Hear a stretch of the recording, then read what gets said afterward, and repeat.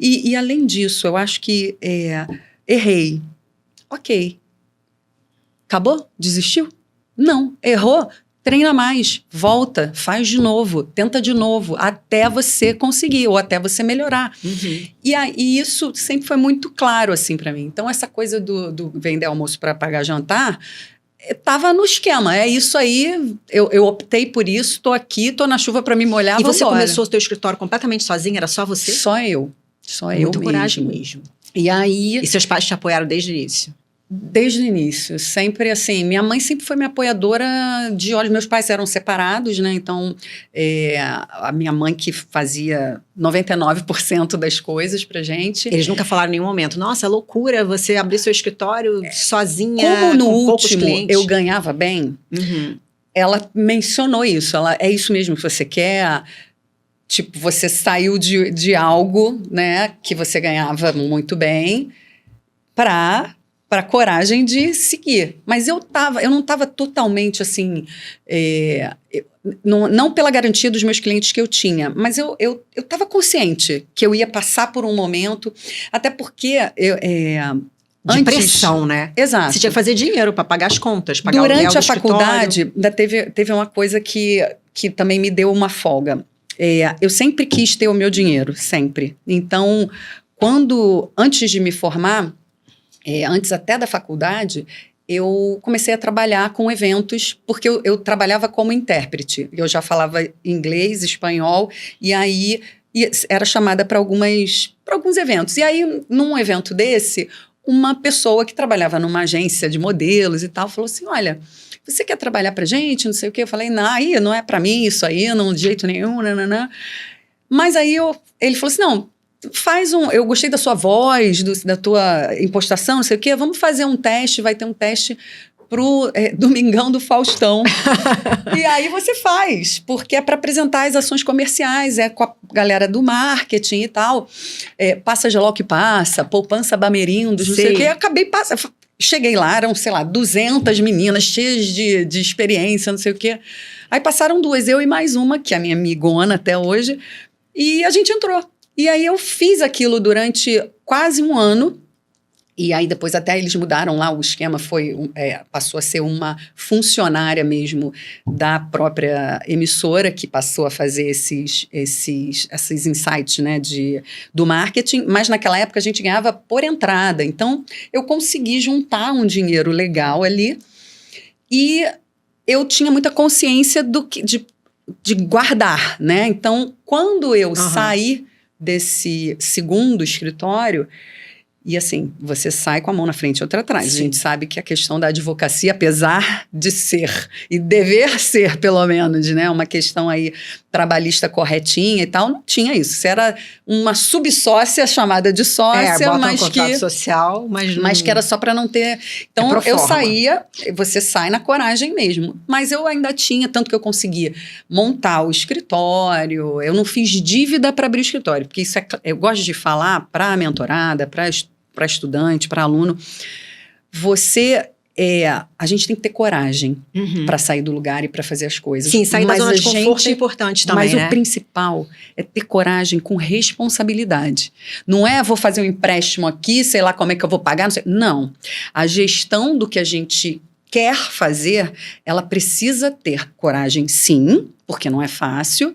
Não existe esse caminhos em fácil que querem vender, esquece, estão querendo te enganar.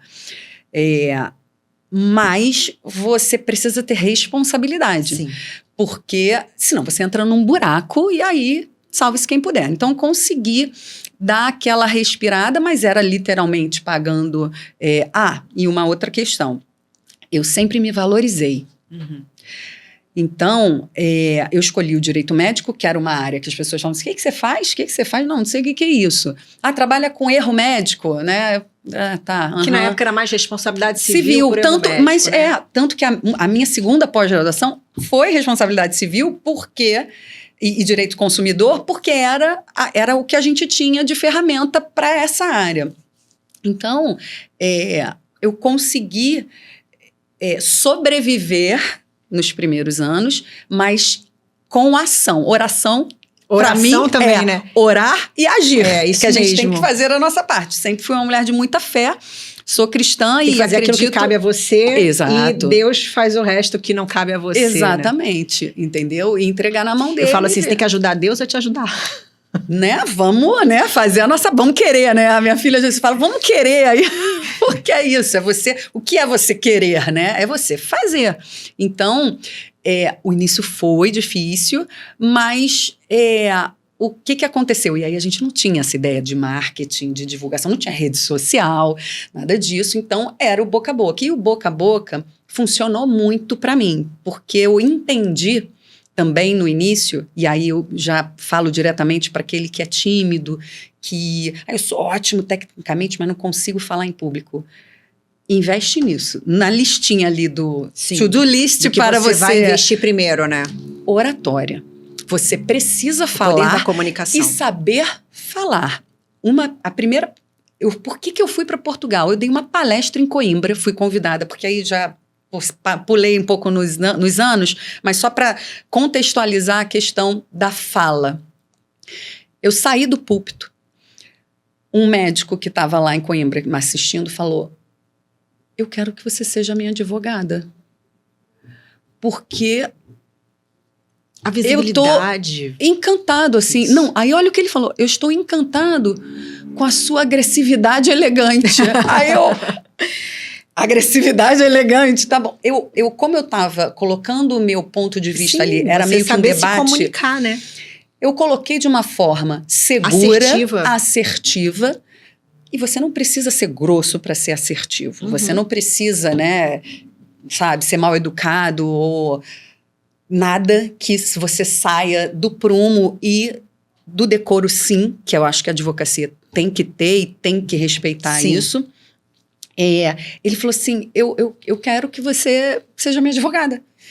E aí eu percebi que, assim, essa área especificamente, eu naquela época, hoje tem muita gente no direito médico que fala isso, mas eu brinco que eu ainda estou lá com os dinossauros do direito médico. Tem o dinossauro mor, que é o nosso amigo Eduardo Dantas, que é um querido e é uma referência na área, mas quando ele começou, uns 5 anos antes de mim, já está com 30 anos aí de advocacia, vou fazer 25, então, naquela época a gente tinha poucas referências, né? Então, quando você acredita e você acredita em você e acredita no que você está fazendo, você já está vendendo a sua autoridade de uma certa forma. Autoconfiança é o primeiro ponto. Exato. Né? Então, assim, ser tímido, você pode ser muito craque, muito técnico. Você pode ser um advogado incrível, mas você não é completo se você não tem uma boa oratória. E eu não estou sendo exagerada,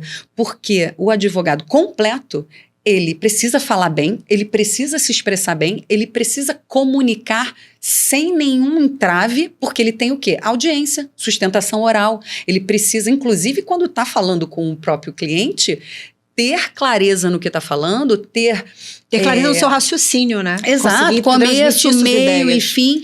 E precisa ter confiança. Se você está falando ali, a não ser que você realmente, assim, aquele teu caso, você não está muito confortável, porque aí vem com a outra questão, que é estudar o que você vai falar.